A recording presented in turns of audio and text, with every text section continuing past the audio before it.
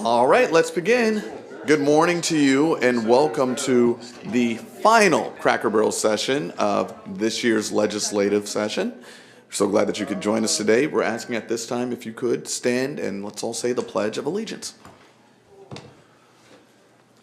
I pledge allegiance to the flag of the United States of America and to the republic for which it stands, one nation, under God, indivisible, with liberty and justice for all. Thank you. You may be seated. It's fine. I'll just kind of make a little thing over here. Thank you. All right. We're so glad that you could join us on this beautiful Saturday right before Easter. It's been a very busy legislative session, as I'm sure our legislators will tell you about here in a second.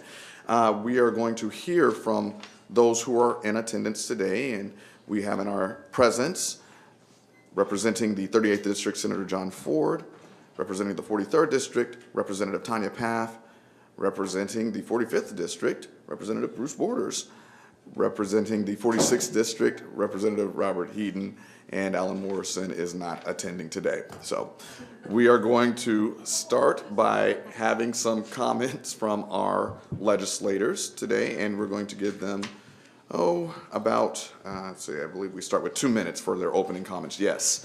And just a quick reminder before we get into everything, as we always do, even in disagreement, respectful communication and behavior are required. Yelling, using profanity, and speaking abusively are certainly not allowed. And we won't have any issues with that today, I'm sure. So, all right, let's start today, since he's here and very festive today. Let's start with Representative Borders. Well, I appreciate that. Well, you know, I'm grateful for what we were able to do up there, but last Friday night kind of puts things in perspective, you know, and I'm referring to the tornado. I represent Sullivan. That's where I was born at. As a matter of fact, my grandmother lived there. She was a nurse at Mary Sherman Hospital, as was my mother. And Saturday morning I was over there. This chief of police from the city took me through the tornado zone. And you know, I just, when you go through that, you just can't imagine that there were only 3 people that were killed. I mean, you really can't, because I think in the city there were 150 houses that were completely demolished, or nearly so, and out in the county there was about 50. And again, those 3 lives that were lost, it's a tragedy, but you know, but I couldn't imagine that it wasn't more. I mean, it literally looked like a bomb just hit it and leveled so much of it. And what was amazing to me, though, I was talking to an individual that I can't disclose their name because they wouldn't want, you know, their name out there as the source of the information, but a Red Cross stepped in and offered to help them out with vouchers and funding and so forth, you know, for their just, you know, to go to motels, to get meals and so forth. And out of the, I believe it was 150 homes or thereabouts that were demolished in the city, only 5 people would take it because they said, well, somebody else might need it more than me. And I was really touched by that, and that's not a criticism of those 5 people, but I mean, I was just amazed at their kind of like, you know, well, with the Lord's help, we'll pick ourselves up by our bootstraps and we'll make it. And so, you know, to continue to be in prayer for the people of Sullivan. I mean, this is, you know, we all go home to our own beds, go to our own refrigerator, you know, grab a glass of milk, whatever, you know, I mean, they're living with families and so forth. So I just, I guess my opening this morning is a tribute to those that have gone through the tornado and just, you know, the intention, the help they're going to need in the future. Thank you, Representative Borders. Moving on now to Representative Heaton. Okay, thank you, Rondrell, and thank you all for being here. Well, we just finished up our 11th week. We've got 3 weeks to go, but hopefully it's only 2 weeks. So sometimes we're getting into conference committees and kind of working things out with the Senate on some of the bills that's already been passed out of the Senate as well as in the House. So we'll see how that goes. Want to talk about Senate Bill 4. I believe it passed the Senate 41-7 here a few weeks ago. But Senate Bill 4 deals with public health county public health directors and that agency, and as far as the funding of it. So I know there's going to be a big discussion about it this coming week. I know Dr. Box and former Senator Luke Kinley spoke to some of the members of the Ways and Means Committee this past week and talked about that. There's some mixed views about that, but so it is a local option, what they may want to do, but the question is the funding of it, how many millions that's going to be distributed throughout the state. Here in Indiana, we've got about 65 counties that have a population of 50,000 or less, and of those, about half of them are have a population of 25,000. So in some cases, you know, whether it's Owen County, may want to go to Monroe County for some assistance when it comes to that. But we're going to leave it up to the locals to make that decision as far as if they want to have more people involved in the public health of their county and how much funding that they will have. But that's going to be a big discussion this coming week. So one other thing I know, and maybe Tanya might touch on this, but Senate Bill 380 was discussed a little bit, and well, a lot, in the Education Department, Education Committee. I think on Wednesday it was, and but hasn't been a vote on that. A lot of the discussion was on this amendment number 21 that she might want to touch on, but anyway, we'll see how that goes this coming week, and I think the committee hearing is this coming Monday. So, thanks again. Thank you. So, good morning, happy spring, happy Easter. So a couple things. Of course, the biggest thing that we're dealing with is the budget. Bob is on Ways and Means. Bob and I are Ways and Means, and John in the Senate. So as you can imagine, problems with mental health. And on a lighter note, Representative Bruce Borders was in the House Wednesday night. Mental Health for America does this thing called Who's Your Idol? And he was out 5 years ago, assistance for needy families. And after 5 years, proud to say, he passed it in the Senate. I helped get it passed in the House. So hopefully we can get more Hoosiers some temporary assistance. So very excited about that. And then I did a survey back, not full marijuana, but at least medical. And so this week, Thursday, the Democrats tried to do two different amendments and they both failed.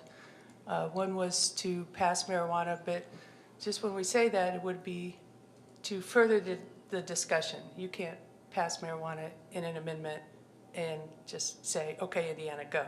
But it was to further the discussion, and it got shut down. And the other one was to expunge records for misdemeanors if you have a limited amount on, and both those failed. So I just wanted to update and say we are still trying, and despite your views on that, most Hoosiers have to drive out of state. So anyway, just quick update on that. Thank you, Representative Path. Senator Ford? Well, thank you. Good morning. Good to see everybody. As Tanya said, the TANF bill, we were able to get through the House, and they made it better in the Ways and Means by adding an amendment the House made that Tanya led, was to now women as they're pregnant can apply for TANF and receive that benefit. So again, our focus on infant mortality and trying to help folks, women that are pregnant. Another bill that I've been working on for quite some time that got passed was work speed cameras or lasers, those kind of things in work zones.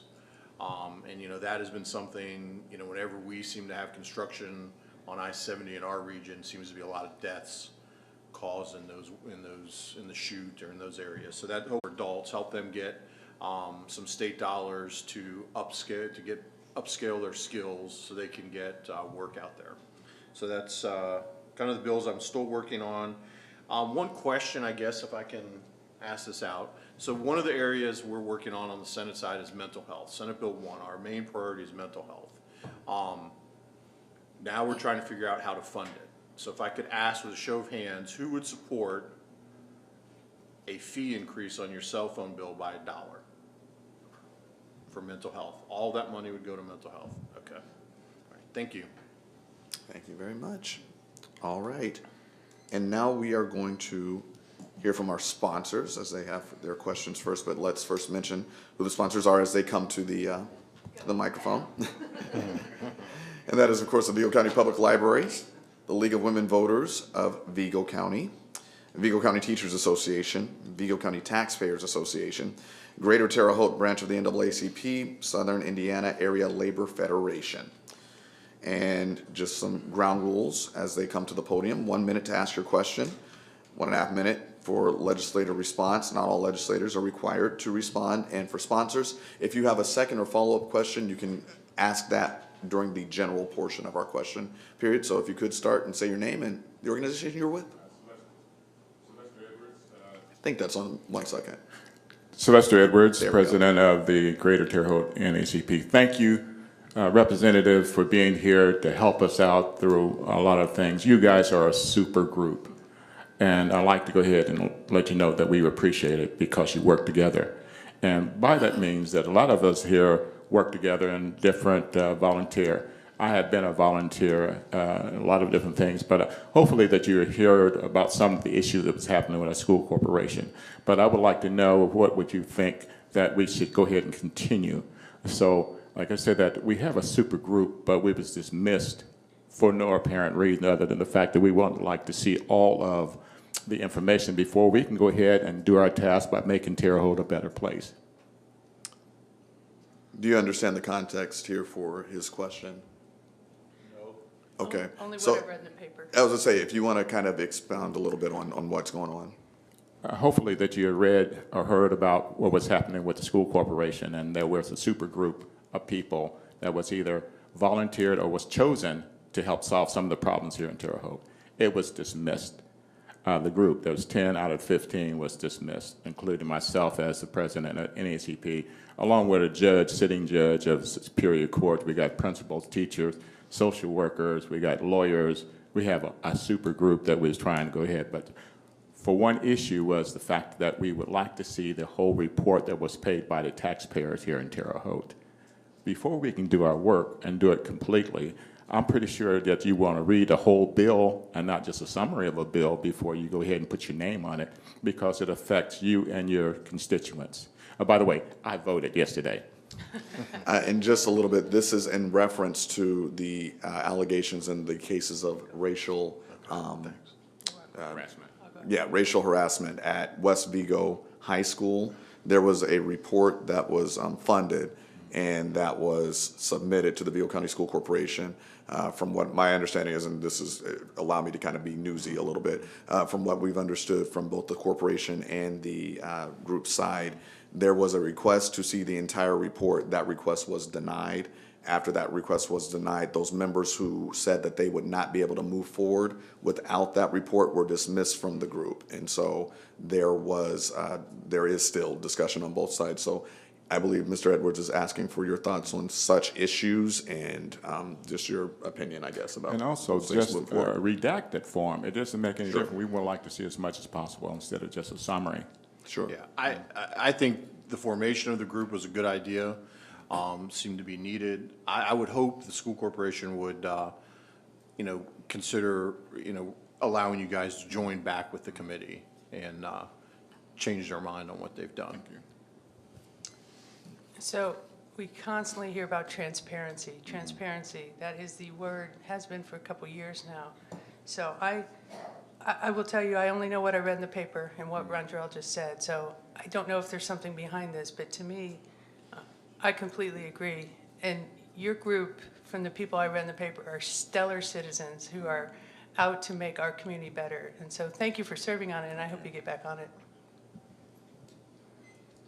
I guess what I would say is, first of all, I mean, did they actually just kick people off the group or dissolve the group entirely? And I apologize, I know it's a little tough to do the back and forth, Because I but know a little without bit. it, Well, and if you allow me to kind of fill in the gaps Sure, here. sure. Yes, they are continuing the group from what we understand from the school corporation, just without those 10 members that said that they are not willing to move forward without the transparent or the full report for it. So the school corporation's hope is to continue a group, just not with the specific people who needed the entire report. I mean, I'm a little puzzled by why they wouldn't want the entire report out. I mean, I truly am, but because I know as a former mayor, I mean, we used to have historically long city council meetings that sometimes were 3 and 4 hours long because when the public came, there were no questions off the table, you know, and that went both ways. And but yeah, I yeah, like Tanya had shared that, you know, I'm very much for full transparency, and that goes both ways. I mean, it's, you know, but I think only with that can you reach a solution to a problem, quite frankly. Thank you. Yeah, Sylvester, you know, the transparency thing, I think we've had some bills that deals with transparency and so forth, but I don't know, I guess this coming week, they're going to make a decision about it or something, or in the future, I don't know what. They have already made a decision Have they already as far made as disbanding. It happened on Thursday. It was not where the corporation or the district called us in and have a meeting. It was just an email. It was kind of cold, shallow, unfeeling about what we were trying to do and the institutions that we represent. It's unfortunate, yeah. So, That's what I was saying about you guys are a super team, and we have a super team. And we would like to go ahead and continue that super team to solve the problems of racial harassment or race relation in the community. It won't be an instant fix, but it's a start. Thank you. Thank you, Mr. Eber.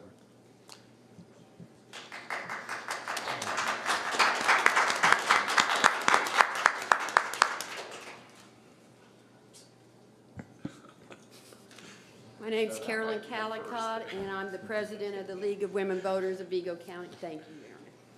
I'm sorry, I'm shorter than Sylvester. Okay. What bill didn't pass that you feel should have passed, and what bill passed that you feel should not have passed, and why?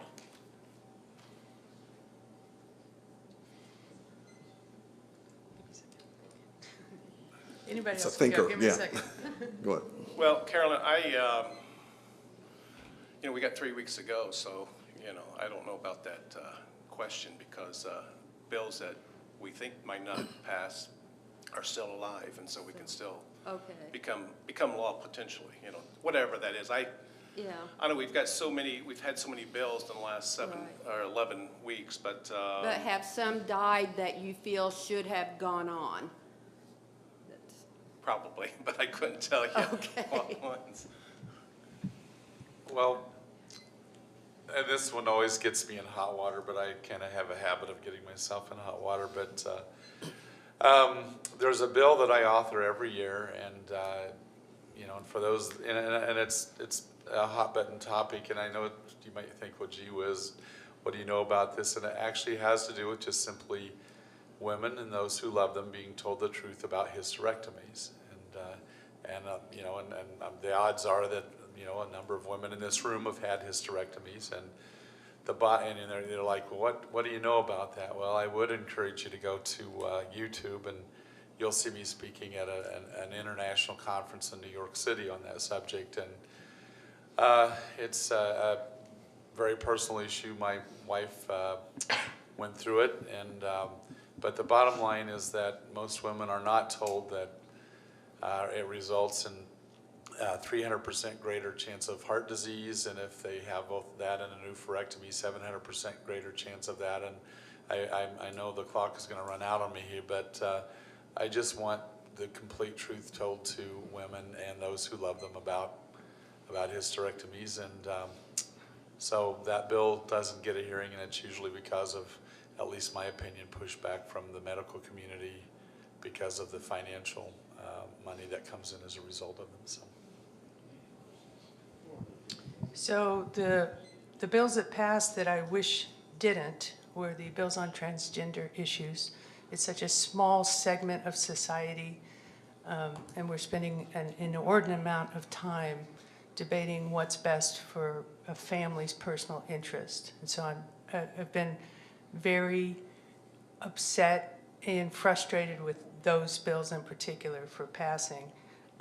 The one that I was happy that didn't pass was making school boards partisan. I continue to believe that, you know, a school board member does the best for society. They make $2,000 a year. There's no reason to know if they're Democrat or Republican. I think for me, the first part of that question, the bills that passed that I wish hadn't, we passed the bill out of the Senate, and I think it's still up for debate in the House, but the non-competes for doctors and banning those here in the state of Indiana may be good for metropolitan areas, but I think horrible for rural Indiana. And I guess bills that, what was the second part of it? Bills that passed You like that I like? your highway?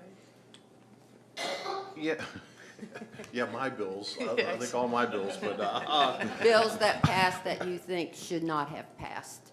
Oh, Yeah, that was the the should first not, one. and then Bills that didn't should. pass Okay. that you wish had. yeah, again, because it's all about me in this world. But my cancer bill, I had a bill on cancer research that I've again been trying for years and years. And it's not necessarily an appropriation from state funding, but to allow us, when we get our tax refund, to put money to cancer research. Because we've got 2 great cancer research facilities, but they can't get federal dollars because the state doesn't match. Thank you. Thank you very much. I apologize for this lovely voice. I tried to introduce myself to you guys earlier to give What? you prep. What? Hello, Marie. Hello. Tanya's already heard me this week. My name is Marie Thies. I'm representing the Vigo County Teachers Association today. Heidi McDonald is our president, couldn't be here. And then I'll have a separate question later on for myself. Educators are very concerned about trends we are seeing with more funds going to vouchers, even though 90% of Hoosier students are in public schools. Along with that, we see the potential of textbook fees, which I agree, textbooks should be free for students, but that could also fall on our local school budgets. What kind of impact do you see for our students, teachers, and constituents locally as we are seeing teachers leave the profession and schools doing the very best with what they have as it is, with potentially receiving more cuts?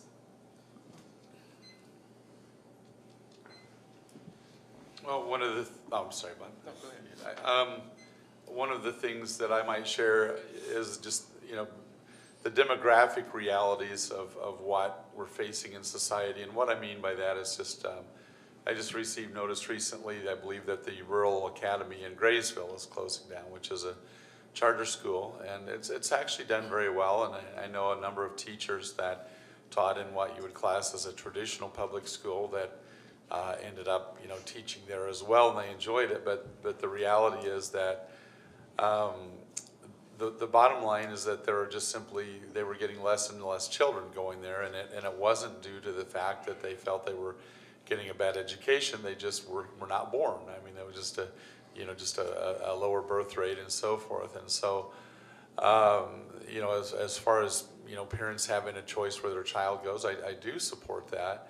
But the reality in a lot of our schools is that we do have a declining student enrollment, and we can't continue to fund, a student going to a school that's simply no longer there. And it's, like when I graduated from Shakamak, there were about 102 in my graduating class.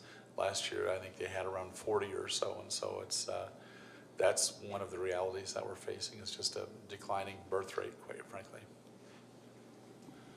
Well, Marie, as far as the House budget in 1001, we had 1.6 billion in that for education, as you know. And I talked to Kim Fiddler. I don't know her title, but she was over in Owen County a couple months ago, and she was very pleased with our House Bill 1001 as we sent over to the Senate. I don't know what's going to happen in the Senate, but there's going to be a lot of negotiations, as you know, in the next 2-3 weeks. So we'll see how that goes. She's our UNISERV director, so that's good to hear for VCTA and ISTA.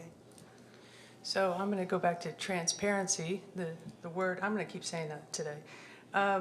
So if charter schools were so fantastic, everyone would be at them. And the problem is, over the years, charter schools have not proven to be better than public education. And again, public education does 90% of the students in Indiana. So the fact that we keep diverting funds away from the majority of our Hoosiers that we're trying to educate is very troubling. The second part, the teacher shortage, it's real. People do not want to teach. And our bills are making it harder for people to go into education, not easier. for example, and I'm sure Christy's going to ask about the librarian bill at some point, and I'll go into that, but that's just another example of how we're making it more difficult for people to want to be teachers, be it charters, vouchers, or public. And just one more side note, Vigo County, I've realized, is very, very lucky. We are one corporation, one county, no charters. We do have religious schools here. I support them, don't get me wrong, please. But the point is, we as a community are very lucky in that when we have these charter school conversations, it does not affect our children in the traditional way. Now, our students can still go wherever they want, just make sure you understand that. But in Vigo County, I think our school corporation overall does a good job educating our kids. Yeah, I think on the Senate side, where we're still actively working on the funding formula that we want to put into the Senate budget, you know, we're talking about the textbook fees to see what we can do there. I think our fiscal leaders and the pro tem have made it very clear. We have a different view than currently the House has on charter school funding. And I think, you know, there are some more calls for accountability from our fiscal leaders, have been very vocal about that. So we'll have to see how that plays out. But as Tanya said, you know, we're lucky here in Vigo County that we don't have some of the charter school issues here. But I think Bruce makes a great point that, you know, rural Indiana is losing population. And, you know, schools are going to have to rethink, you know, where and how they operate. I mean, to me, Vigo County Schools seems like it's set up to run with 18,000 kids, but yet we've got 14,000 kids. And I think there's going to have to be some really tough decisions made on what we do so we can keep, you know, funding the programs that we want here in Vigo County. Thank you. Thank you very much. You're welcome. I'm sorry. You know, the last time I lost my voice, my wife thought she was married to the perfect man. I was just going to say, Representative Paff, I will have to admonish, no mocking. I'm sorry, I apologize. My bad, Marie. You want- I mean, Bruce, you just do these things to yourself. I'm usually a wallflower, I just don't know what came over me. Well, my name is Christy Howe. I'm the executive director here at the Vigo County Public Library. I usually don't take advantage of the opportunity to speak as a sponsor and instead pursue my conversations with you one-on-one, where we have more opportunities for dialogue, education, and understanding. But I did want to speak today. So I'm going to start by just reading a couple of statements, and one of which is, we believe in limited government. We believe in responsible government. We believe in personal responsibility, and the individual should be free to make responsible decisions without government interference. We believe in strong families and support the families, grandparents, single parents, guardians, and loving adults who successfully raise and nurture children to reach their full potential every day. These are all statements that belong to party platforms of our elected officials, and I would like to know if you will stand by and agree with those principles to which you indicate that you subscribe, and will you vote no on Senate Bill 380 if it comes to the House chamber with Amendment 10 or Amendment 21? I'll start. Yes, ma'am. So 380 is a various education bill. Correct. That bill is sort of okay. So if you're looking at people's votes, that one's sort of okay. But the problem is they're putting Senate Bill 12, which is the in my words, against librarian bill. So what the amendment that I sat on education, Bob referred to it earlier on Wednesday for 4 hours, and what it does is it would hold librarians, public and school librarians, criminal actions, put them in jail if there is deemed obscene and inappropriate material on the shelves. We talked a lot about pornography this week. So I'm an absolute no, by the way. But so my problem with doing something like this is I trust the librarians. They are professionals. They are professionals. They have master's degrees. They go to school. They don't just randomly, I'm going to keep going, sorry. They don't just randomly pick a book and put it on the shelves. And what you decide is obscene may not be the same thing as I decide obscene for my family. And I don't think a person has the right to just not like a book and demand it go off the shelves unless they go through a process, okay? And if the library deems it's appropriate for somebody else's family, leave it on the shelves. And so there is already a process in place in schools and libraries. And again, you know, we have another bill trying to fix a problem that doesn't exist in my mind.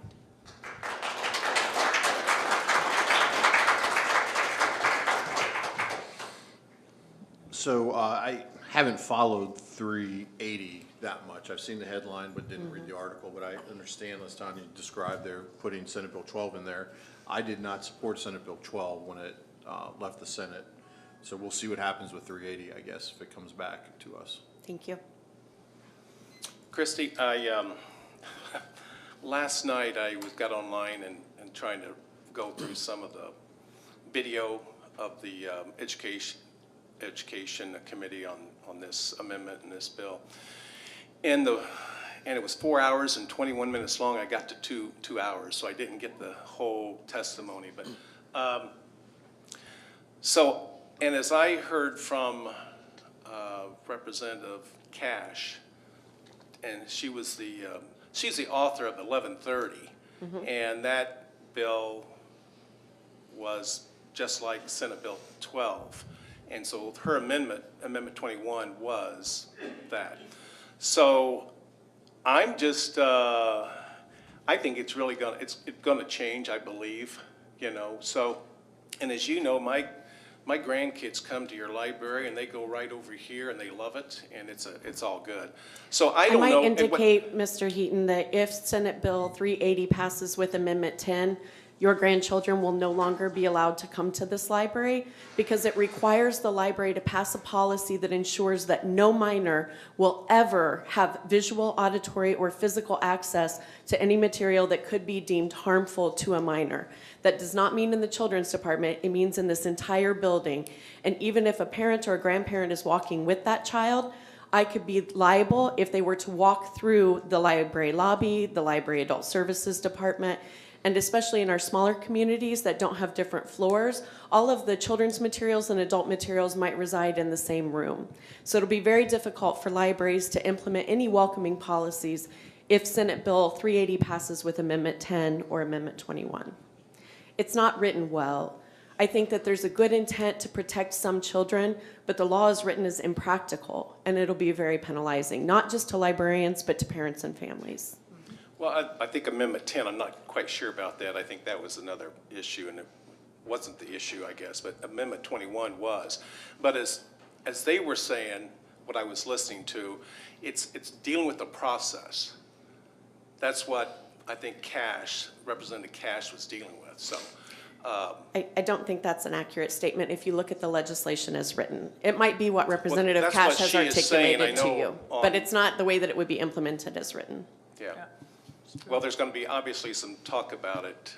Yes. A lot on Monday. And I appreciate Representative Paff's defense of librarians, but I'm also just very mindful that we defend families as well.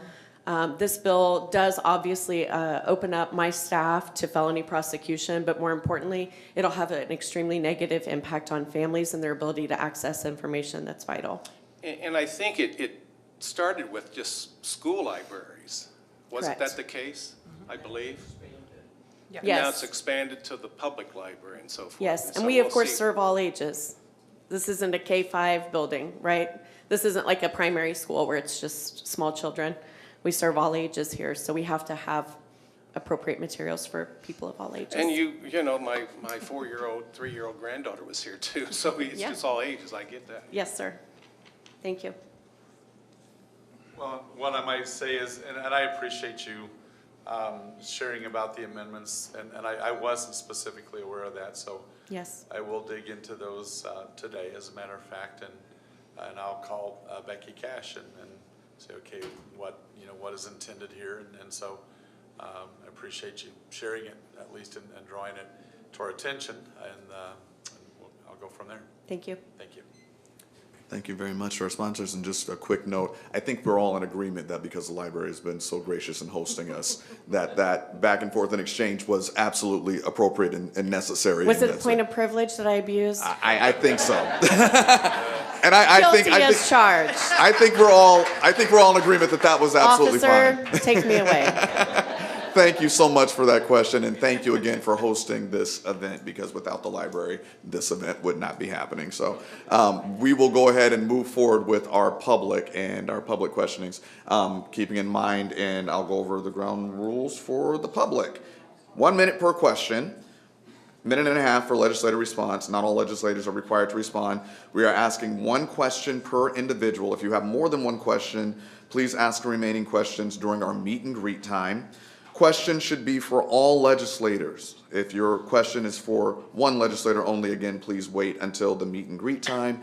And I understand that some questions, and we understand some questions, require an ask, answer, kind of back and forth, minimal. But if we can avoid the full-fledged discussion and save them for the meet and greet time, that just makes everything so much quicker, and we are able to get through everybody in line. So as you are right now, please go ahead and line up. We have seats for you if you'd like to line up and sit while you wait, and we're asking that you would say your name and ask your question. Go ahead. Good morning. Thank you very much for this event. My name is Sarah Dunn. I am speaking today as a long-standing utility customer in the state of Indiana. This is in regards to the very much rushed through Senate Bill 9 from a few weeks ago, which many people consider a Duke Energy get out of punishment free card bill. It was rushed through within like 72 hours between being amended and having it signed by Governor Holcomb. Wouldn't it be better to try to slow down on all these amendments that are coming through? My question is, wouldn't it be better to allow, similar to what I mentioned last month, wouldn't it be better to listen to all your customers, your constituents, over listening to corporations that may be having an agenda? Thank you. Yeah, so for me, I listened to our regulator, not the utility, and the regulator was asking us to get this passed because of a court ruling that would change the way they were operating. So this was a regulator request. I'd never heard from Duke Energy or any other power utility, but I, just like you, am very concerned at how rates are going up. Electric rates are going up, but that part of that is that we moved very quickly from coal to natural gas, and we're still paying for some of that changeover.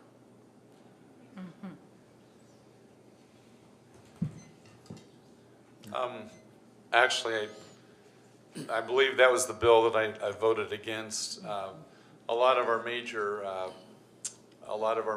industrial manufacturers, from what I remember, I think even like Toyota, I think maybe General Motors. I mean, a lot of them were opposed to that bill. My concern was that the basic understanding let me pull this closer. The basic understanding that I had on that bill is that if they incur costs that they couldn't have anticipated, then the bottom line is that the ratepayers could still be held responsible for it.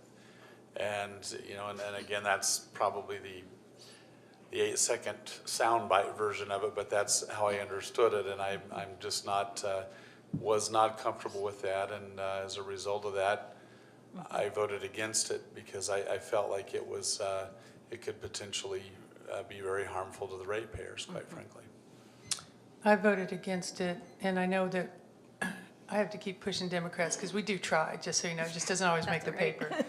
We had an amendment from Matt Pierce, who is very knowledgeable about all things, especially utilities, and it was defeated, so I was against it. Sarah, I think, just on memory here, I think I voted for it, Senate Bill 9. You know, one thing I got the other day, an email from Duke Energy representative, and didn't they just lower their rates here recently, or going to, or something? They mentioned they would, yeah. So, yeah, and I realized Bruce, he and I talked about that. He's looking up the voting record right now on it, but, so. We did vote different on it, But, yeah, we do need good service from Duke or Wind Energy or whoever it may be. And but it's something that Representative Ed Soliday, he was a sponsor of the bill, and I think he did a good job explaining to most of us the value that that bill possessed. Thank you. Thank you very much. Hi, I will do my best not to lecture, just to ask. In regards to 480, I understand that that is the bill that has forbidden parents and doctors from making decisions with their transgender minors in the state. I understand it's passed, it's signed, but as our governor said, it was clear as mud. And considering that it is such a poorly written, sweeping bill that is going to cause confusion, would each of you be willing to discuss a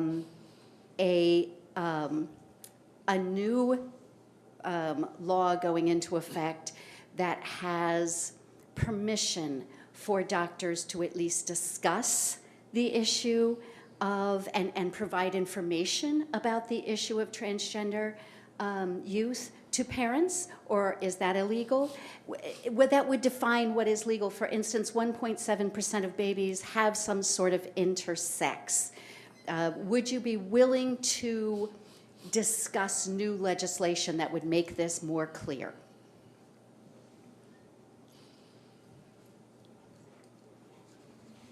No.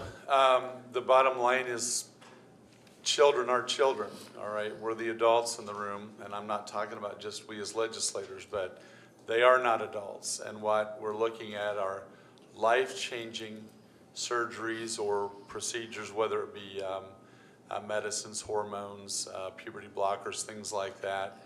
And the bottom line is, I think, we were talking earlier about some things that were criminal.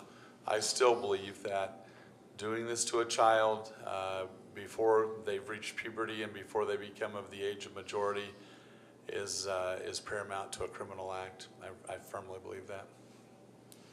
And I'll say that doctors can talk about this with kids, and they can be discussions, or can be, there's also exceptions in there for medical exceptions in the bill as well. So I think some of what you're saying is already in this bill. So yes, I would be willing to support that. I just fundamentally believe the decision should be made between the parent, the child, and the doctor. It is not the government's responsibility to do laws that affect my personal decisions with my children and my medical advice. I talked to Representative Joanna King, who's a sponsor of the bill that you may know, and she indicated to me that the FDA hasn't even approved these puberty blockers and this medicine that is given to these young boys or girls. And I wondered why the FDA hasn't even approved it, and doctors are giving that to these kids. That baffles my mind. Okay, thank you. Thank you. My name is David Cooley. I'm sorry, I've got a little respiratory thing going here. And I'm retired. Seems to be the theme today. Yeah, I'm retired. I have 4 brothers and 1 sister, and most of our children pursued careers in education. My daughter teaches at a university in Wisconsin. I have a niece who is a elementary school teacher in Clay County, and another niece that is a high school teacher in Maryland. So having said all that, I'm very concerned for their safety. So my question is, with the rising scourge of gun violence in our country, do you support comprehensive background checks, closing the loopholes in existing laws, a ban on military-style assault weapons, and research into the cause of gun violence? You know, the bottom line is this. One of the reasons it is true that with the freedom to have the right to bear arms, there are those that should not have guns, that do insane acts with them and evil acts with them. But I'll also tell you that when you don't have the right to bear arms, the first thing that dictators do is they take away the right to bear arms. That's the first thing that Adolf Hitler did. The first thing they had to register their weapons, and then they were taken away from them, and we know the result of that. I was actually in China when they had the Tiananmen Square massacre. I guarantee you that would not have happened had the Chinese people had the right to bear arms. And so, in spite of some of the horrible things that have occurred with by those who are evil, there are greater evils that occur when people do not have the right to bear arms.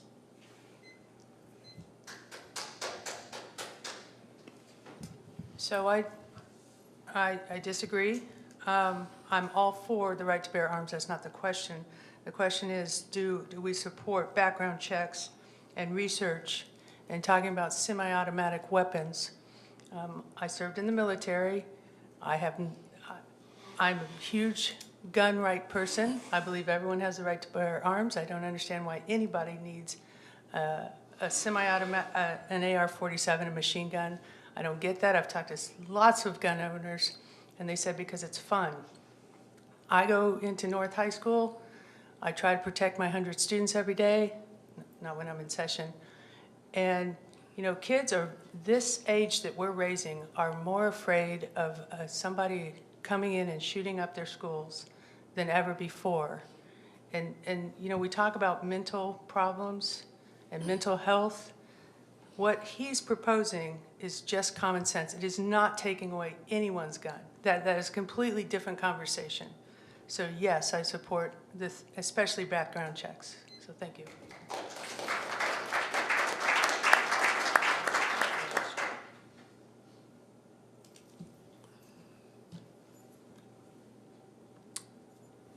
Okay, thank you for your question. Well, if I could just leave you with this thought. Guns today kill more children than automobiles. It's the #1 cause of death among children. Something to think about. Thank you. Thank you very much, sir.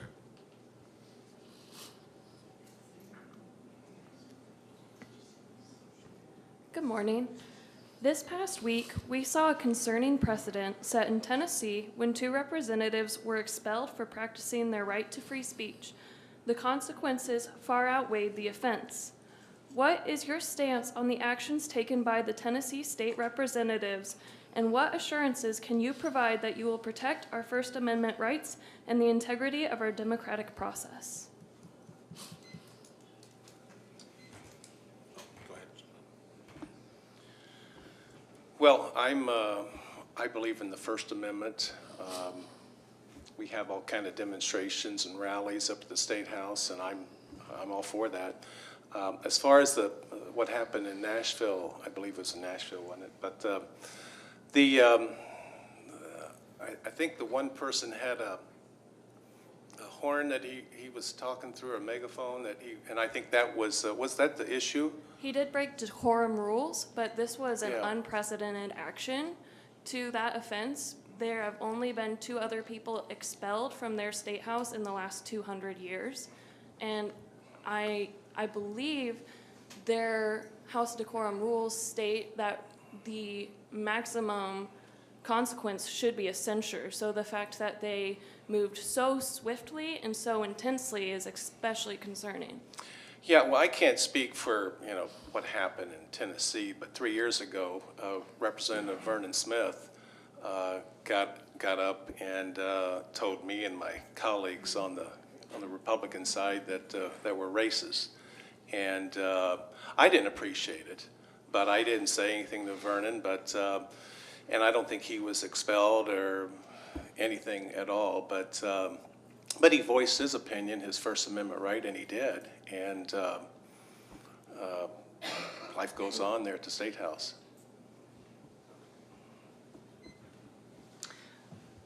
I thought the only way you could get expelled is if the voters decided.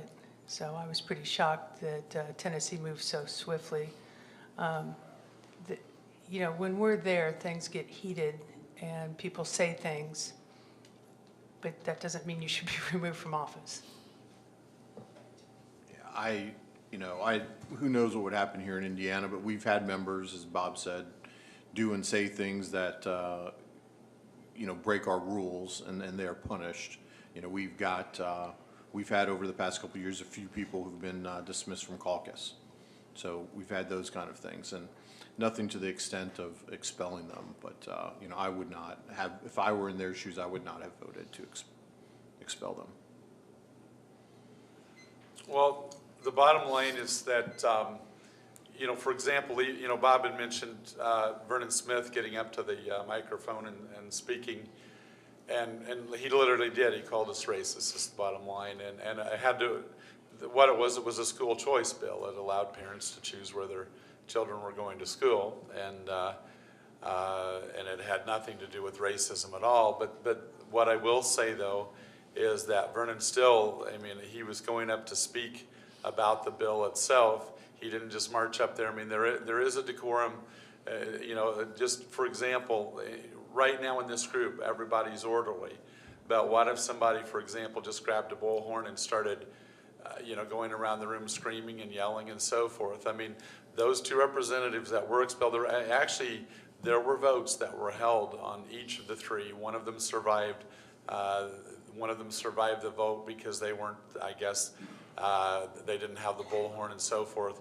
But we know as House members that we can be expelled based on the behavior. I don't know the whole details of it, but there are ways to deal with that, and there are ways that could have dealt with that other than just simply marching into the well of the chamber and grabbing a bullhorn and start screaming and yelling and getting the crowd chanting inside the chamber. You do have to have at least some rule of order, or you have no government at all. Okay, thanks. Thank you very much. Hi, my name is Aaron Muchler, and at the beginning of this session, I heard that there was a focus on mental health, both in the Senate and House, particularly with one of the Senate bills, I believe it's Senate Bill 1, if I'm not mistaken. And I just want to ask, how dare you claim to put that as a priority when you pass bills like 480, which do nothing but harm our trans youth community and negatively affect the mental health of so many minors and human beings in Indiana? I did not hear a question. My question is, how dare you? Oh. Okay, that's a little aggressive. Can you rephrase that in a way that is something that everybody can? How can you claim to be supporting mental health when you pass bills that negatively affect the outcome of mental health for trans youth as well as many other Hoosiers? Thank you. I feel, the bottom line is I feel that I am protecting mental health by protecting minors from things that should not be done to them, that should wait until the age of majority. And so I absolutely feel that I am protecting mental health, and it's one of those things that we'll just have to agree to disagree on. So the LGBTQ plus community is the most vulnerable part of our society. And so how dare us? I voted consistently against it, so we shouldn't be doing that.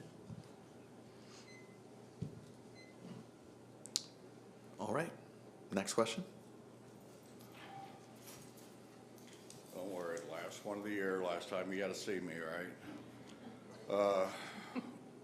I respect all he is and everything. I do like Mr. Border's train of thought and everything, and I really, really appreciate Tanya Paft. Not saying anything bad about the other members and everything, but when the public has concerns, she does respond and reply. So again, I'm asking, what can we do about the mental health and everything, these companies that have monopolies? How can we stop the monopolies? I'm a recorded POA for a patient, as you well know. I take this patient, now I've got her into temporary Band-Aid, we'll call it treatment, a different kind of treatment, but because of the monopoly, she's unable to get the medical attention that she so desires, and patients in the future that want this treatment might be discriminated against, as I believe you recognize addiction is a disability. HIPAA does, a lot of other places do. She's telling me to stop, so is there anything you can do to help? Thank you.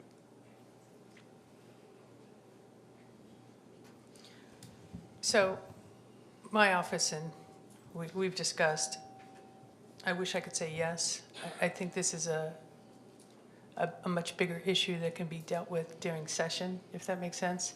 And so we're going to continue having conversations with you and see what we can do. But as far as like what you're specifically asking, we can't just write a law or make an amendment and throw it in there. So it's much more complicated, but we still need to keep working together.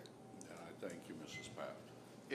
My understanding and talk with the FSSA is they're really mandated by the federal government on this issue.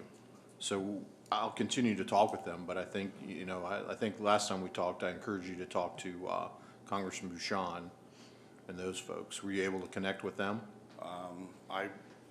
There's so many scammers out. There was a missed call. It did say his name on it. I tried to call that number back. I did not get an answer. I believe you mentioned you might be able to talk to him yourself and have him call me, but I understand if that didn't happen or anything, I'm not. We'll work on that. We'll work getting you connected. Yes. Anybody else? Well, I think the bottom line based on the conversations that we've had previously, several of them, as a matter of fact, and it's hard not to, I understand not to do the go back and forth, but from what I understand is that you feel like that a certain medication that your friend that you're helping is not available because a certain doctor is blocking it, and I'm not sure, again, without stepping in, you know, it's just like, you know, Senator Ford had shared. I think unless we get Congressman Bouchon's office involved, it's my understanding that that doctor kind of has the latitude to basically say, no, we're not going to allow this medication for you. And so I'm not sure how we get around that without dealing with Congressman Bouchon's office. So I think that's what we're going to have to do. So.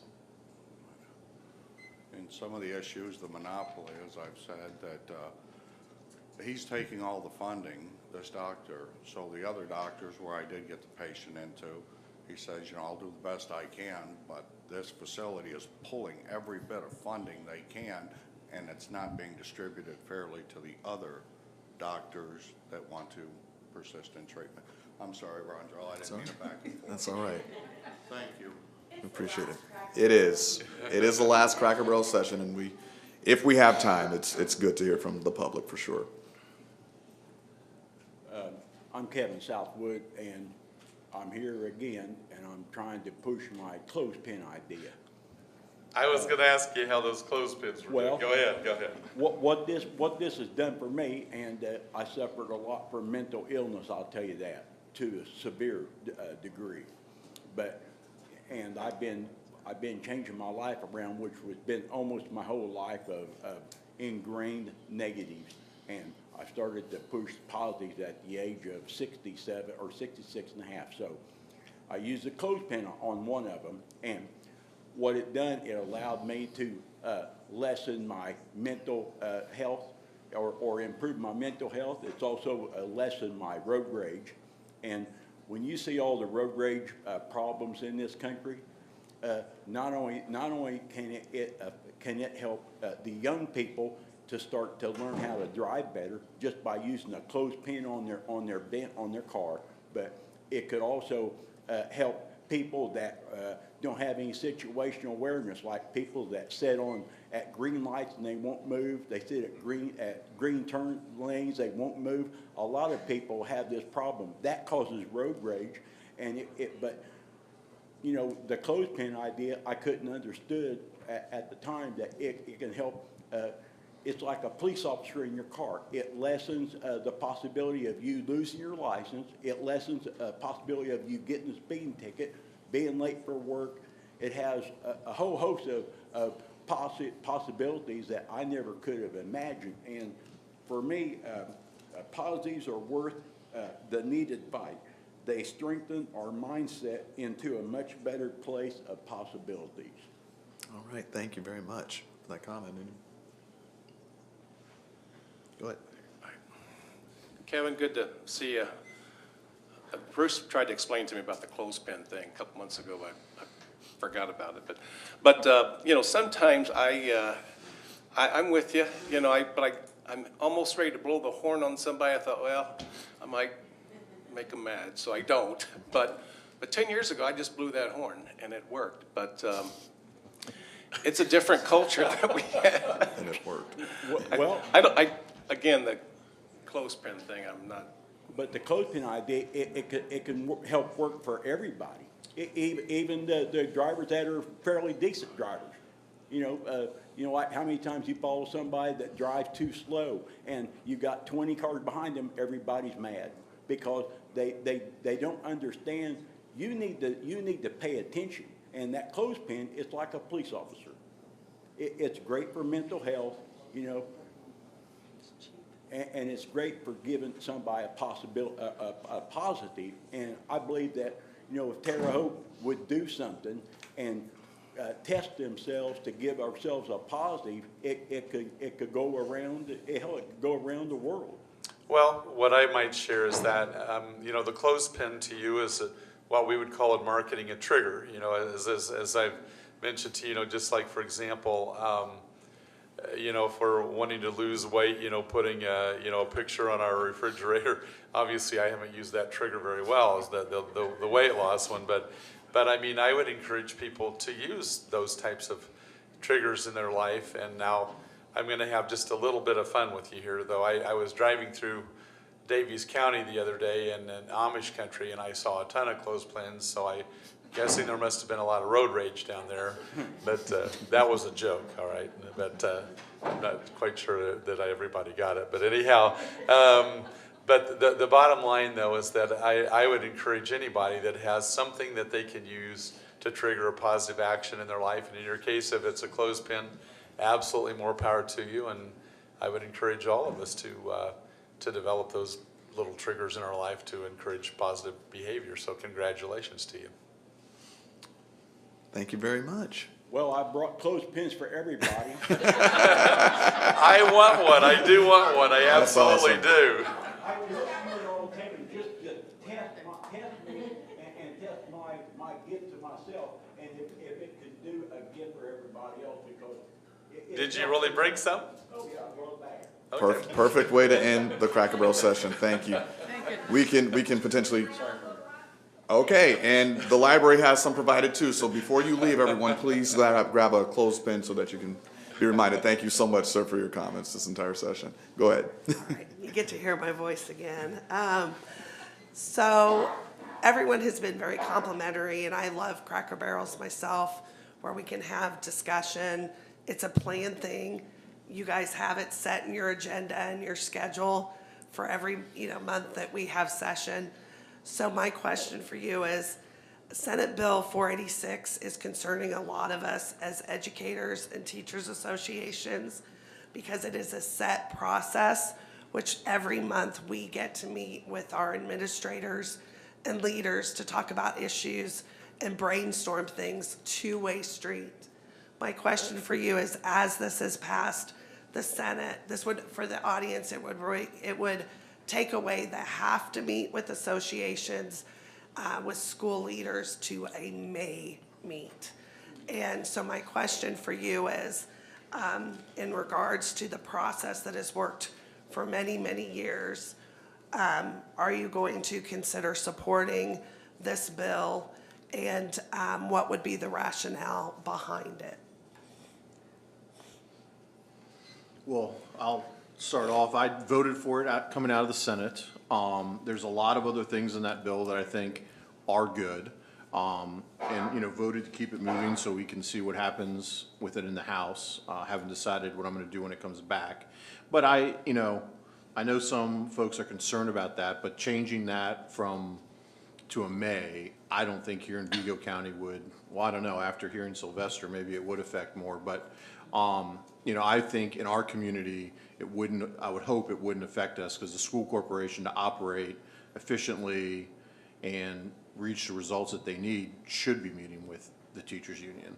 So I would hope that wouldn't change just because of that, but. So we're getting ready to, all our bills are due Tuesday afternoon by 4:30. So we have an 8:30 education meeting Monday morning, which I believe it just got put on the schedule, and we will be hearing it Monday morning. Of course, as a teacher, I'm against this. I think discussion is the best way, the best tool to be used. You know, as I was driving here today, I remembered just a year ago, a year and a month ago, we were still teaching in masks, just 1 year ago. And again, you know, during the pandemic, teachers went from heroes and now we're back to zeros. And again, I don't understand why the General Assembly wants to attack our profession. You know, if we need to discuss issues in our building, I don't think our principal, maybe he does, wants 140 of his staff coming to him individually and saying, this is wrong, this is wrong, this is wrong. To me, discussion is the best way collectively to come into really valid, you know, conversations and get things done without involving, you know, anyway. So I'm against it. I'm looking forward to seeing how it's going to change and if it does change Monday morning. Maria, I don't know much about it. I know a couple months ago down in Owen County, the lady was telling Senator Bassler not to support it. I think eventually he did, but I haven't looked into it exactly what it's dealing with, but apparently it's on the schedule for this week. I'll be testifying so you can listen to this again. Okay. And, Yeah, and it's, and my friend Allie will be as well. But. Well, and I'll share the same sentiments as Bob. I mean, what it does, you know, the beauty of this, and this isn't just to dissuade from the question, but as it does give us a chance over the weekend to dive into some of those bills that we will be dealing with. And if I had one complaint, and probably my biggest complaint of the process at the General Assembly, and I've served with both parties being in the majority, both Democrat and Republican, is that just simply the speed at which it happens. I mean, it's you know, again, we have a limited amount of time, and we do a lot of big stuff, and I think not always very well, and so this will at least you've pulled it up on the radar for me to take a dive into it this weekend. So Thank you. I have talking points I can send to both of your emails. I appreciate that. Okay. That might help with that. And I agree, John, as Senator Ford said, there are some parts of it that are positive. That part about the associations is the most alarming. So. Thank you. Thank you very much. Hello, I'm up here as a citizen right now, not as the president of the League of Women Voters. I hear all the time people talking about wanting the right to make their own medical decisions in regards to their body. I have 2 forms of cancer. I would like to have the right to use medical marijuana if I chose between me, my doctor. Doctors are allowed to go off-label and prescribe medicines that really aren't for a specific medical condition.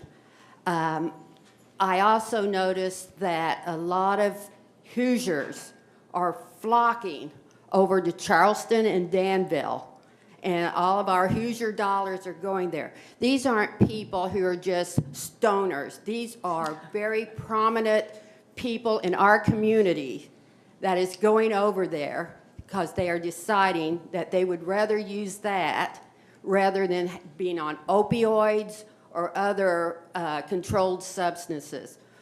Why are you, and also I want to say thank you for the, about cancer research. I have donated my cancer tissue to Indiana University Medical. They wanted it, so I let them have it. So, and, no, not all of it. No, I have 2 very rare forms of cancer, and they wanted my tissue, and I said, fine, I'm not giving it as gifts. So what will it take for you to approve medical, at least start with medical marijuana?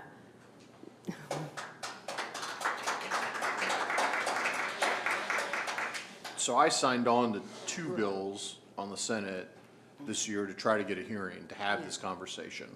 You know, and I support, you know, having the conversation and see where it goes. And that's where we have to start. And we can't even, the bills weren't given a hearing, weren't even thought about giving us a hearing on them. Can I make one note? A major pharmaceutical company decades ago sells marijuana. It's called Marinol. It is synthetic THC. It's $700 for 60 capsules, and it's $300 for the generic. They've been legally selling marijuana, basically, through a pharmaceutical company, but yet they don't want us to smoke a joint or do a gummy. Yeah, I mean, I like the idea of looking at it from medical Yes. use at this point. So I support medical marijuana. I don't think Indiana's ready for everything recreational, and you know, baby steps. As I mentioned before, we're an island, but so if it was up to me, we would pass medical and then take the money and put it in a designated fund for opioids and mental health. Don't put it in the general fund, but take the taxes from that and put it specifically into helping Hoosiers. So what's it going to take? These guys giving it a hearing. That's what it's going to take. Well, so on a similar note, the kratom is a substance that's actually it's not marijuana. I mean, and it's and I actually met with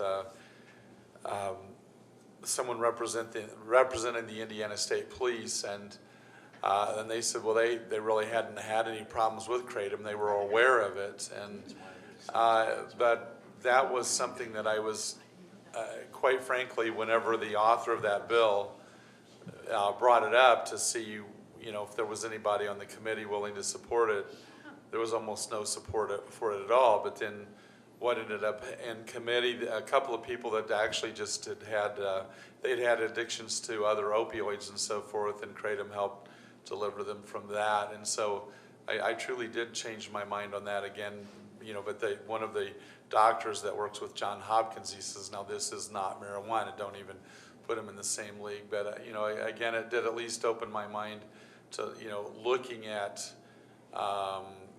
potentially the medical values of certain things, and definitely would not be in for it recreationally. And I have read a lot of a lot of negatives, even from states that have adopted marijuana on a medical basis. But you know, the kratom issue at least opened my mind to the idea that, you know, some things are worth studying. I think before it even goes to the committee thing, probably it would be a summer study committee that would have to go into great detail and so forth. So, and I think actually they did do that, the summer study on the medical portion, I think, didn't they, or maybe not?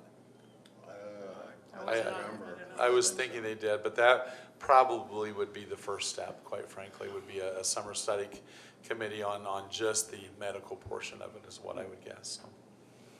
Well, Carolyn, I said to the good people of Monroe County, like I said before, 9-10 years ago, that I'm open to that discussion on medical marijuana.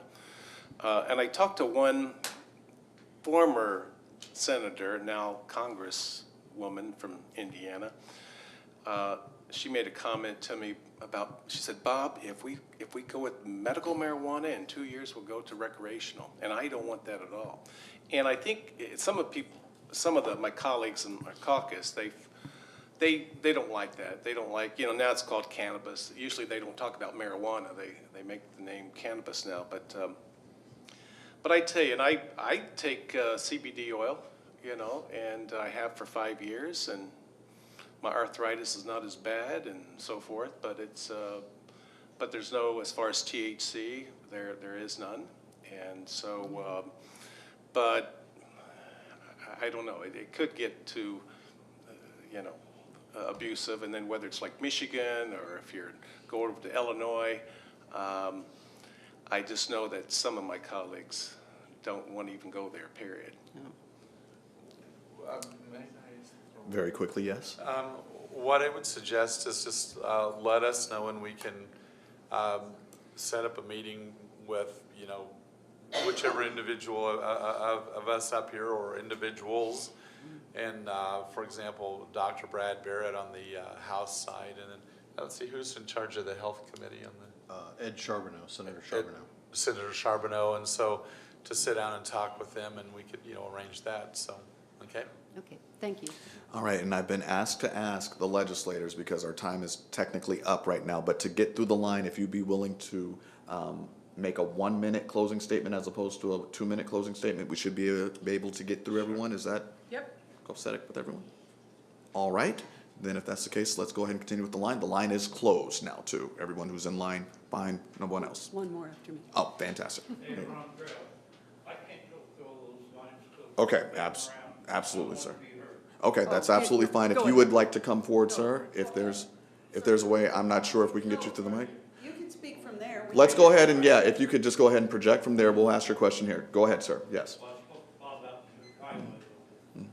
I see he's co-authored this bill, which is very good, I think. It's all right. World War II veteran. Also Korea. I took two oaths to defend their Constitution, which I'm very proud of. But that is a border over them. And anything you can do for the military, I'm for. But my question is, I live just off of State Road 41 down here. I got to use it every day. And it's such a mess. There's accidents, people's killed there. And he's sponsoring this bill for the slow down on the cameras and all that, which is good. But you've got to have some pull to fix the 41 from Davis Avenue Street south to Walmart. There's 3 or 4 stop signs, but there's about 20 cutoffs in between the 2 lanes. And in other states where we've had problems, they got to put up a complete barrier and only have turns at the lights, which is set up to make U-turns, to go back and forth north and south. And it's got to be fixed. It's been bad for years. Like down at the intersection of 7th Street, if you're headed north, they have a yield sign, which is the worst thing in the world, because people don't know what yield means, and they turn right on the red stoplight. Very dangerous. I've avoided several accidents there, plus all the other people have avoided too, and it's got to be changed. That's section of 41. Thank you. Thank you so much, sir, for your question. I'll just start real quick. Sir, thank you so much for your service. Can we give him a round of applause? My husband's a 34-year retired colonel, and my son is an Air Force pilot, and thank you again for your service. And I'd like to talk to you afterwards, and we'll see what we can do. But hopefully these 3 gentlemen will help out as well. Again, at the time said, thank you for your service, but I think there's been some talk from Davis south, maybe to Sam's Club, where they're gonna redo some frontage there and try to improve those intersections. I know NDOT is working on that, but I agree. I mean, it's very congested in that area and a lot of accidents. It's politics or all that takes a lot of time.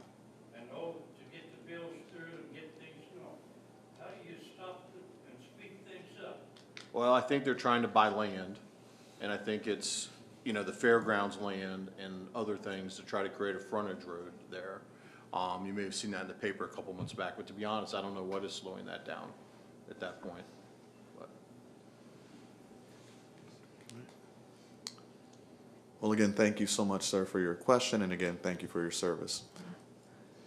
Go ahead. My question concerns bullying. Recently, I know there was legislation proposed to help with bullying in the schools. I don't know if the four of you are familiar with that bill. Yeah, it was Representative Vernon Smith's bill, and it just passed the Senate Education Committee this week, so he's not seen it yet. I believe it was unanimous in the House. Okay. So it is still moving. Okay, well, I would hope that you would all support this. It's kind of ironic, so many of the things that are discussed today are so intertwined, and education just is always there. You know, if it's about guns, it's about cancer, drugs, drug abuse. Education's the ticket. And bullying is a huge problem in our schools. I've had trouble with our local school board trying to get them to rewrite some of their suspension policies involving aggressors and victims of bullying. I really think that we all need to pay more attention to it on both sides. That comes back to mental health, because children that bully have a problem. Kids that have been victims of bullying will carry that through the rest of their lives. Hopefully, someday we'll recognize the connection between so many of our problems and what goes on in our schools. So I really would like to know what you think about that bill in general. If you're not familiar with it, maybe you could just expand on your general feelings. Thank you. so I don't know much about that bill, but I, you know, obviously don't support bullying, and, you know, I think to your point, a lot of this seems to be coming out off of the children's use of internet. And we've had a lot of discussions on what do we do about that, because it's causing our children to have mental health issues, the bullying issue, the suicide issue. There's a lot of things that if you look at them on a graph, as kids have gotten more use of the internet, so all of those issues have all gone up. So we've looked at what Utah passed a few weeks ago, and we continue to talk about that. But that, and if, for those who don't know, Utah essentially put a ban on social media for children, and they need to get parental permission to use it as minors. It seems maybe a little harsh, but I think at some point we have to have really deep discussions about it. And I've always questioned, you know, the use of cell phones in schools, because you know, if I was a teacher, I would want my kids not to have those in the classroom, but I imagine that's a big battle. I'll start. This bill in particular is a great start. I heard it in committee. These gentlemen, everyone up here voted for it. It was unanimous. So Senator Ford talks about cell phones. That is so difficult. So when we talk about parent choices and parental guidance, I urge parents to please go talk to your kids, even if they're 18, and talk about what's going on, what apps they're using, how they're using it, because as you know, in Vigo County School Corporation, kids are texting, they're not saying the nicest things, and so it is absolutely happening. But I do want to do a shout out for Vigo County School Corporation on every kid's Chromebook. I'm sure you know this, I'm not sure if everyone else does. I think it's called Stop It. There's an app that 24/7 is monitored. So if my 17-year-old goes on it tonight and says, so-and-so is picking on me or called me names, then there's a counselor on call and they will call that. They will call that parent of the student automatically. So in Vigo County, again, not statewide, but in Vigo County, kudos to the school corporation and the Chromebooks, because I know parents that have gotten those phone calls, and so that's a good tool. Again, it's a start. You know, it's, I think John brought up a really good point about basically social media, and a lot of the kids that I've spoken with that are absolutely devastated and destroyed, that is how it's done. And in fact, I know, you know, all four of us up here, I guarantee you that some of the worst lies and attacks that come out against us are because of people being on social media that would never say these things to our face. In fact, in a race that I had last year, my opponent and his spouse, quite frankly, some of the things that they were pushing and promoting through Facebook and social media, they were blatant lies. I mean, but they didn't care. And that's what I found, is that people that won't face you, they'll attack you, and whether you're an elected official or not, they'll attack you through social media. So I think one of the best things we could do would be not to allow cell phones in schools, not to allow social media to be used in schools, because even the lady that was the co-founder of Facebook, she said that she felt like, unfortunately, that 99% or something, I'm maybe off on the figures, but the bottom line is she felt it had been used more for a bad tool than a positive one, and she ended up resigning. Well, Rose Marie, yeah, I don't, nobody likes bullying, and I can't comprehend this social media thing with these young boys and girls doing what they're doing on that. But I remember as a second grader, I got bullied, you know, from a third grader, and I could have dealt with that and probably broken the guy's nose, but I didn't. But because my dad would have heard about it that evening if I did. But anyway, it's been around a long time, and unfortunately, it's very sad. But yeah, like Representative Paff said, we dealt with it earlier, and the Senate is now. But there's just no place in society when it comes to bullying. Thank you very much. And final question of the entire season. It's actually two questions. Well, but they interacted as the same thing. We will give you a pass this one time now. You're fine.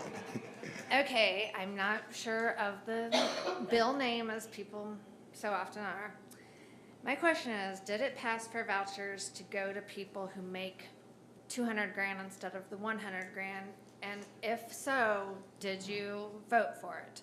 And my second question is, why are schools not to the same standard as education, as public schools? Public schools have all standards and things they have to be kept. And I've read and heard from many people that a charter, private, and whatever the third one is, aren't held to the same standards that our public schools are. And any money that is taxpayer money, which is used by 90% of our children, go to public schools. So why are we giving money to vouchers in other schools that aren't being held to the same accountability?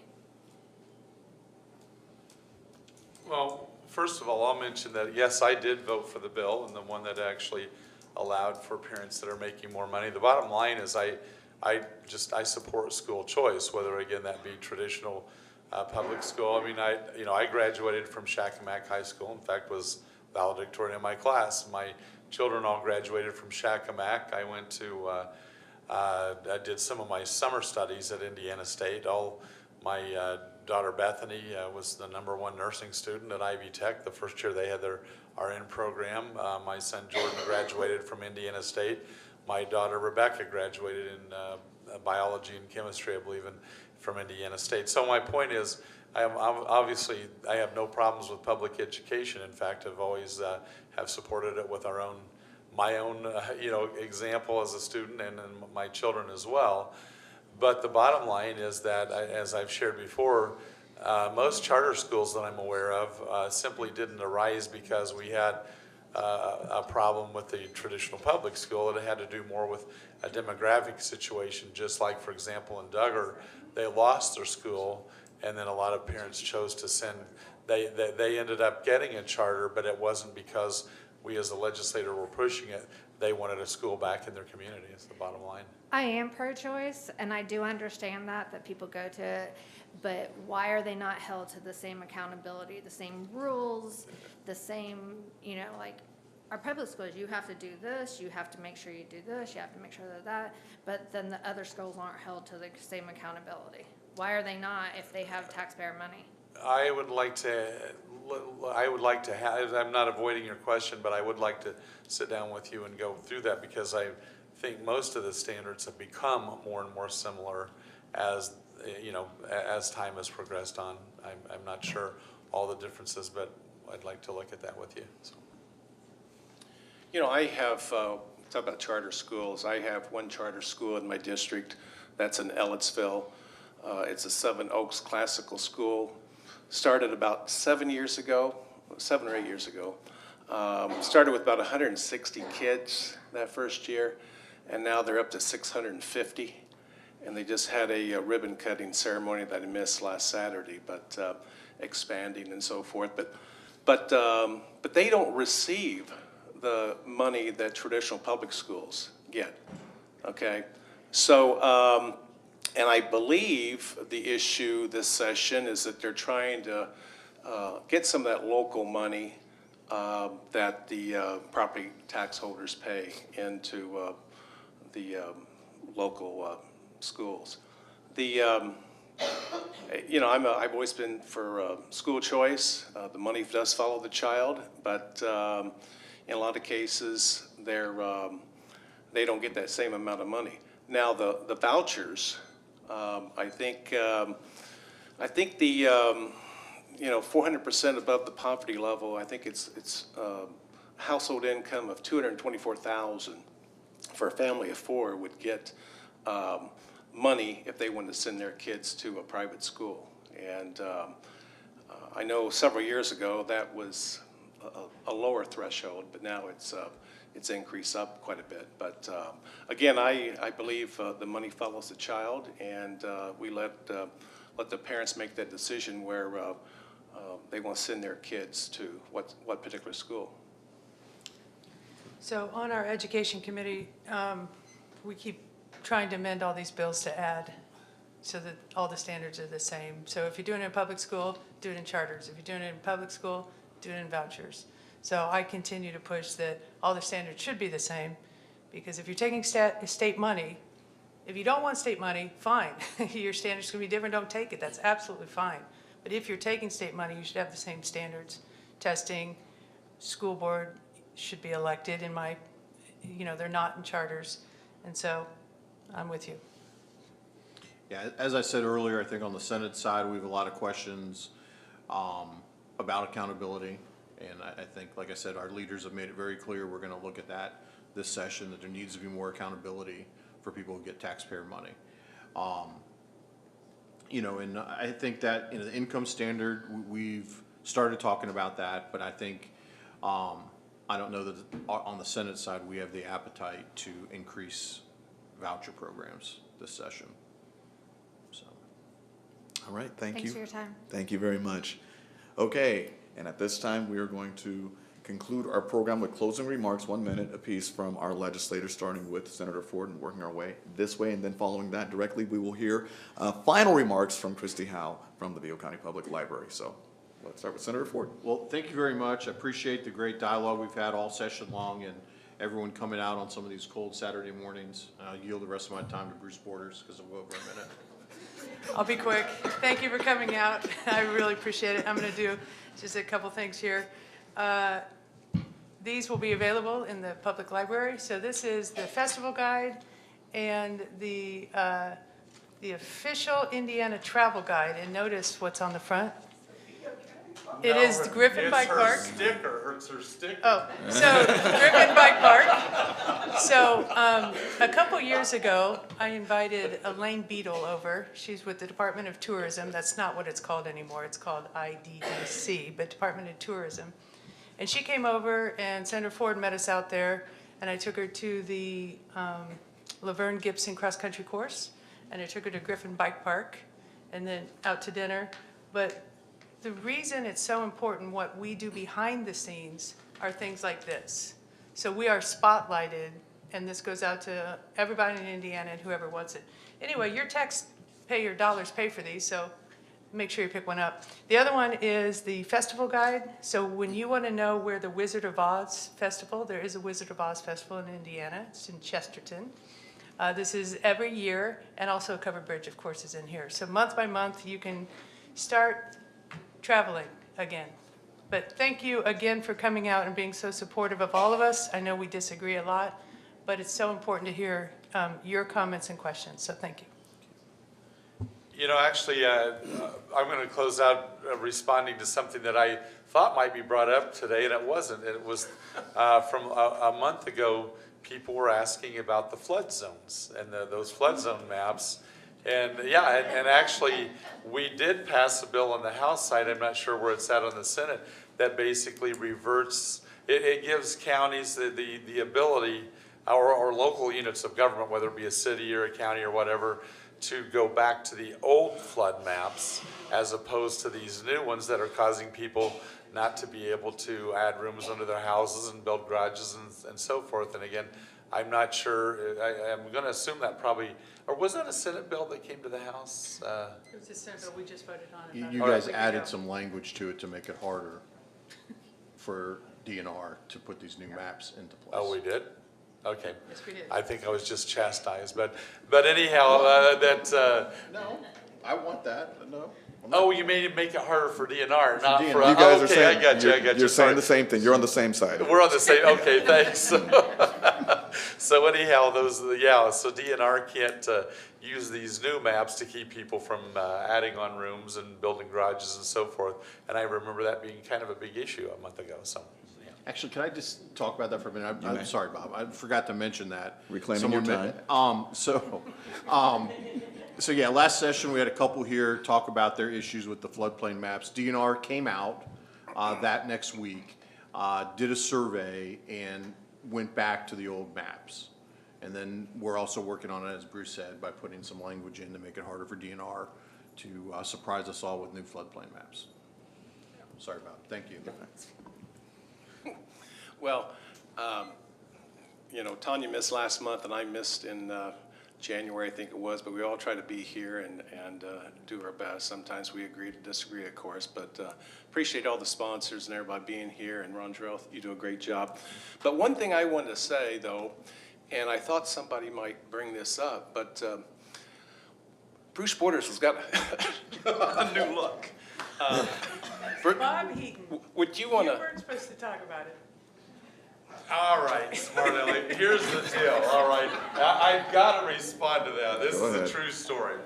All right, I was actually doing a fundraiser for the Mental Health America. Well, I was getting a lot of white in my sideburns and a lot of white in the hair and so forth, so I don't dye my hair. Well, I go to Walmart, I'm thinking, you jerk. But anyhow, I'm thinking, okay, I'll give this a chance once, because I'm doing this. It's a big fundraiser for Mental Health America, and so I go to Walmart. I get this stuff, and it's like, you know, dark brown, which my eyebrows did not get dyed. I'm thinking, okay, I will. This is dark brown. Well, it turned out it was jet black, and so everybody around the State House is teasing me now, saying that their copiers don't have any toner left in them because I used it all in my head.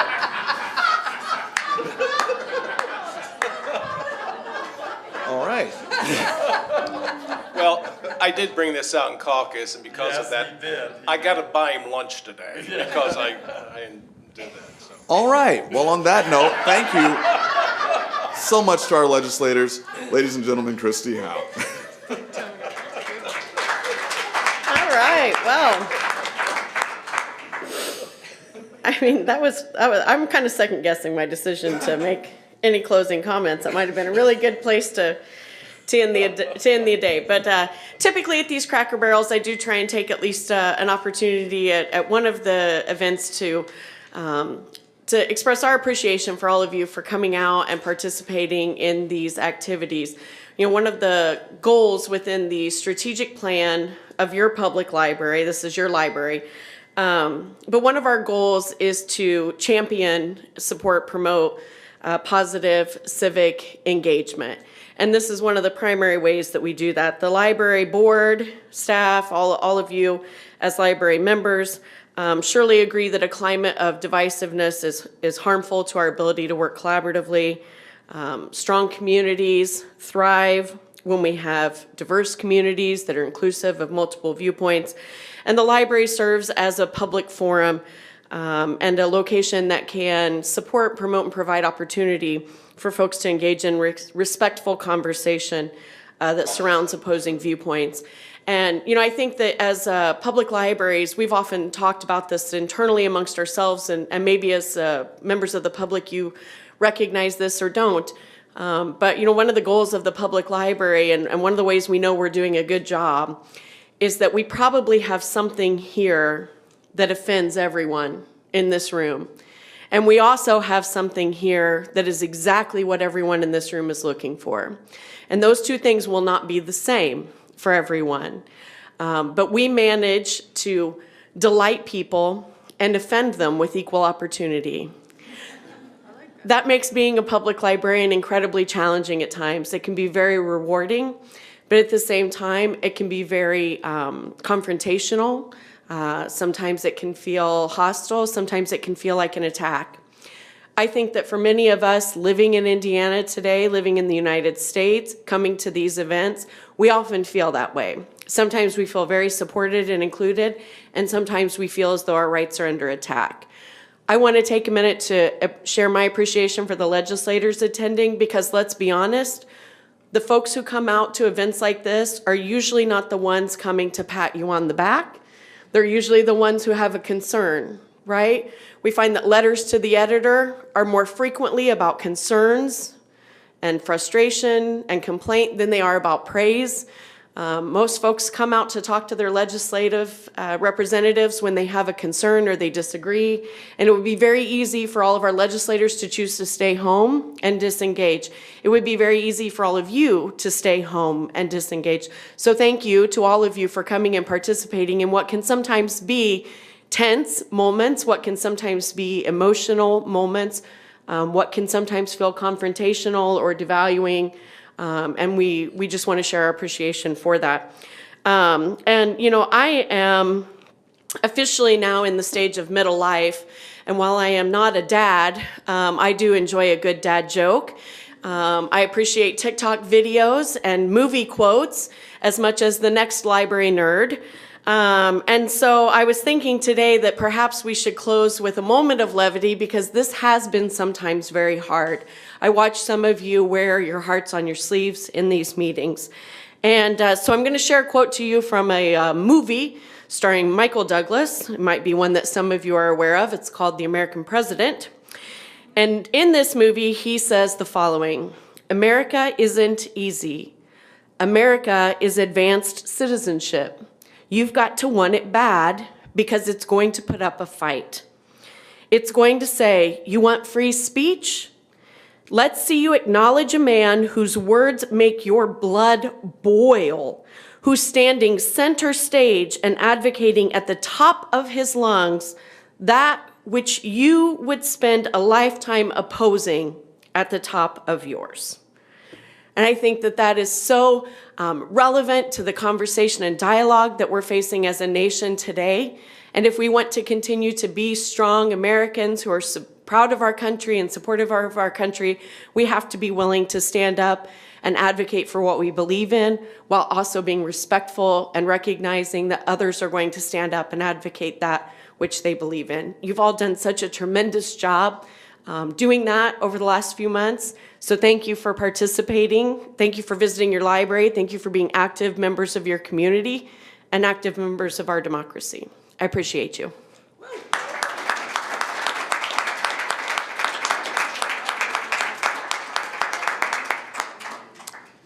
We'll see you next year.